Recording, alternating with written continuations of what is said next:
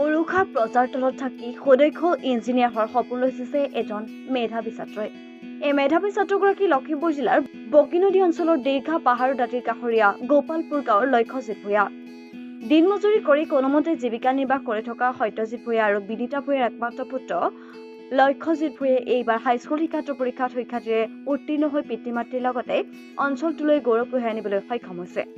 বোকানলা হাইস্কুলৰ পৰা হাইস্কুল শিক্ষান্ত পৰীক্ষাত অৱতীৰ্ণ হৈ ৫টাকৈ বিষয়ত লেটাৰ নম্বৰ সহ ডিষ্টিংশ্যন লাভ কৰা মেধাৱী ছাত্ৰজনৰ সাফল্যত গোটেই চিয়াচুলিবাসী ৰাইজ গৌৰৱান্বিত।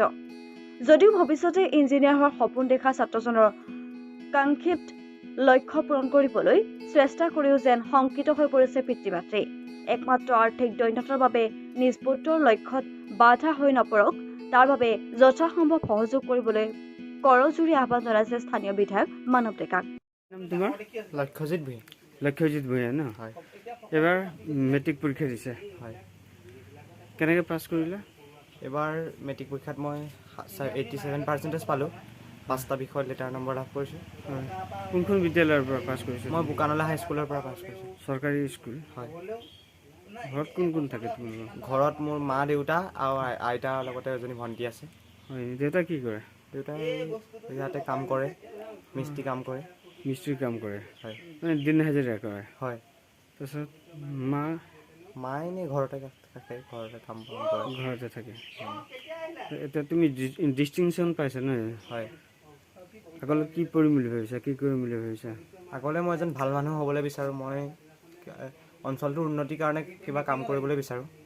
বৃত্তি হিচাপে মই এনেই ইঞ্জিনিয়াৰ হ'বলৈ বিচাৰোঁ। ইঞ্জিনিয়াৰ হ'বলৈ বিচাৰিছা? তাৰ কাৰণে অধ্যয়ন কৰিছানে? হয়, কৰিব লাগিব। বাকী ইঞ্জিনিয়াৰ পঢ়াব পৰাকৈ তোমালোকৰ মা দেউতাৰ সামৰ্থ্য আছে নাই? নাই, তেনেকৈ নিজেই কষ্ট কৰিব লাগিব। হয়। পৃথিৱীতটো একো কাম অসম্ভৱ নহয়। হয়। আৰু এইবোৰো প্ৰতিবন্ধকতা সৃষ্টি কৰিব নোৱাৰে। হয়। নিজৰ উন্নতিৰ পথতটো এনেধৰণৰ হেঙাৰ কেতিয়াও হ'ব নোৱাৰে। দৰিদ্ৰতা কেতিয়াও উন্নতিৰ পথৰ হেঙাৰ হ'ব নোৱাৰে।